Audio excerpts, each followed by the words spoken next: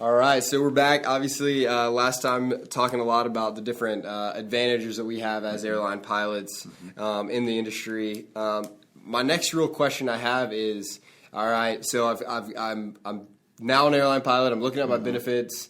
I have to choose some options. Yeah. How am I going to invest my money? Where do I start? Exactly. What do I choose? Yep. I remember Ben sitting there as a new hire, like, all right, I'm going to pick that one. It did great last year. I'm going to pick that. Yeah, exactly. But that's probably the thing that you should not do. But anyway, we can't tell everybody here how to invest. We're not in a position to give this wide audience specific investing advice, but we certainly can talk about some pros and cons and different strategies. Okay. And there's about 3 that I'll address, Ben, to think about and to look out for. I think the most important thing that you need to think about as an investor is how much risk should I be taking? The obvious example is a brand new airline pilot, let's say mid-late 20s. Well, you can take a lot of risk. You probably could be 100% equities, depending on your situation. There's 2 more things, Ben. One of them is most of the major airlines have brokerage windows. At American and Delta, they've got the Fidelity brokerage windows that are useful. Southwest has the personal choice retirement account. I think as does United through Schwab. So those can be good vehicles, and we use those in our firm to help our pilots. But sometimes, people abuse that a little bit because they go in there and do some day trading, Ben. They'll, do some funky strategies because airline pilots are very aggressive and they want to get it right, just like a lot of other professions, and we're looking for that magic solution, that silver bullet. Yeah. So sometimes that can be more destructive, if we go that route. So just be careful of that. I like the brokerage windows. You can find very low cost, exchange traded funds, mutual funds, and there's a lot more options there. They're fine to use, but sometimes they're abused, is what I'm saying there. The last thing, Ben, I'll address here are the target date funds. Okay. And those are kind of good to start, and they can be good for all investors for that matter, but they're good because they help you understand what risk, and how much risk you should be taking. What risk bucket should I be in? Okay. So they kind of help you with that decision, but don't forget, just because you have a target date fund, you still need a plan. There's a lot of other moving parts, just besides that decision. So it's not just put it in and let it go, and then one day you'll be retired. Yeah, I mean, again, there's some people to do that, and some people can be successful, but again, there's a lot of things to successful retirements besides just your investments. Awesome. So I did hear recently, some people encouraged me to put more money into Roth, 401k, IRA.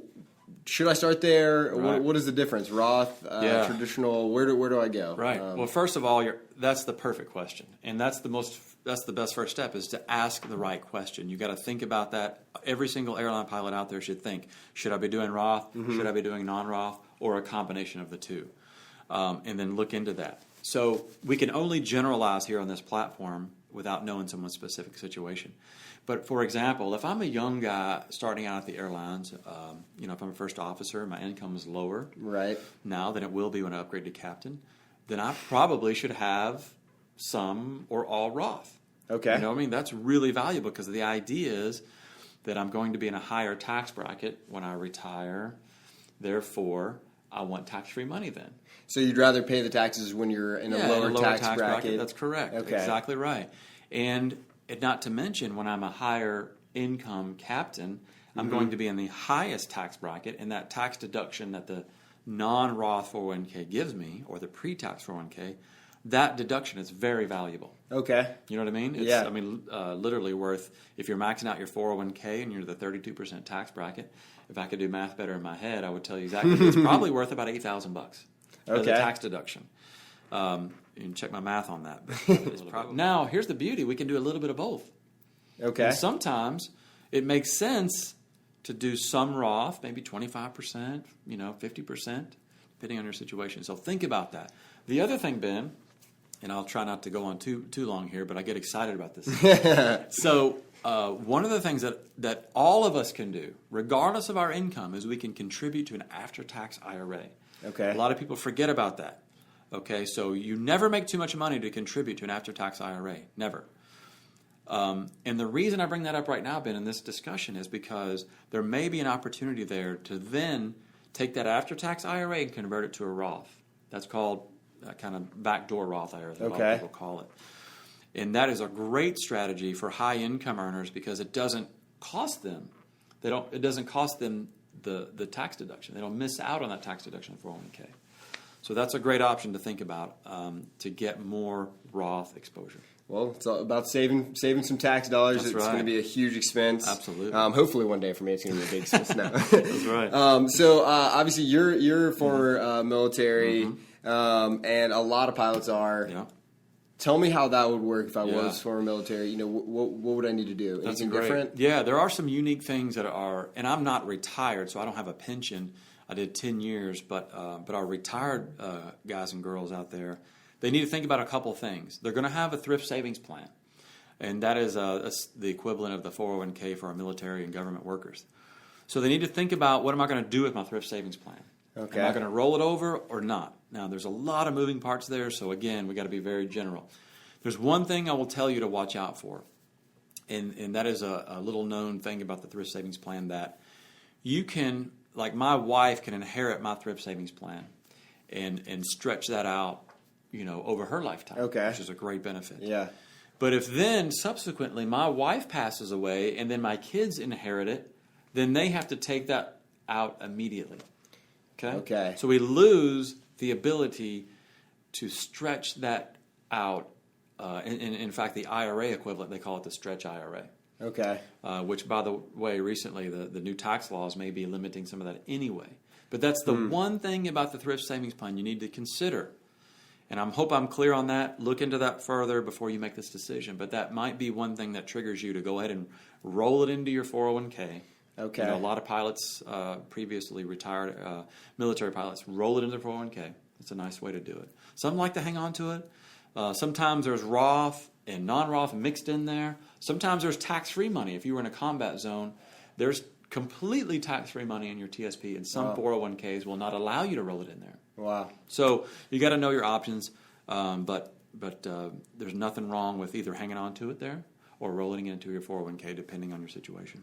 So a lot to think about there. A lot of great options. That's right. I guess next thing I really a lot of people talk about is the employee stocks purchase plan.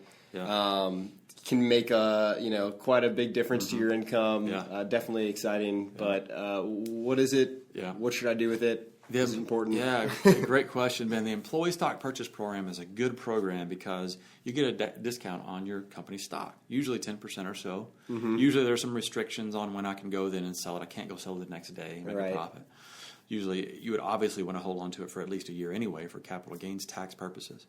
The one thing here that I think is a little bit of a gotcha, Ben, is that we're pilots and we work for the airline. Right. And sometimes we think, I don't want to press any hot buttons here, Ben, but sometimes we think we have inside information on our own airline. Yeah. And we don't. But there's a lot of information. And let me give you an example.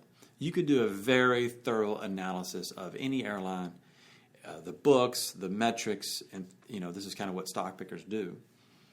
And have a lot of information. Yeah. And you can talk to another pilot for that matter if you're a stock picker. But it doesn't really tell us the future performance of that stock. Yeah. Okay? So we got to get that out in the open, first of all. We don't have inside information on the stock. Sometimes we get emotionally attached because we work there. Yeah, yeah. Sounds familiar, doesn't it? Maybe Enron, a couple other companies. But anyway, there's nothing wrong with the employee stock purchase program. Don't let it get more than about 7% of your overall portfolio.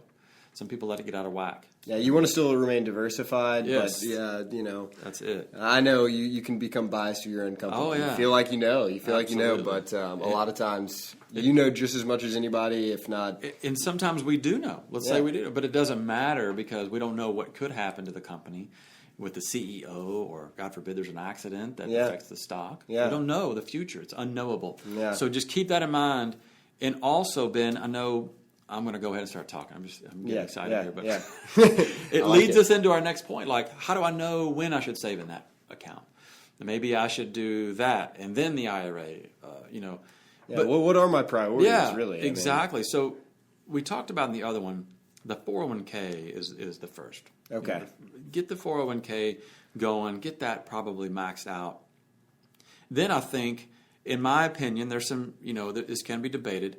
But I would then immediately look to like an opportunity to do the backdoor Roth IRA. Okay. Again, if you make too much money to contribute to the Roth, then you still have an opportunity to convert, your after-tax contribution to the Roth, possibly. No matter what your income is, you can do that. So that would be my very second place to look. Okay. Because I want to get more Roth money. As a potential high-income earner, I need all the tax-free income I can get when I retire. Right. It's going to greatly reduce my taxes in retirement.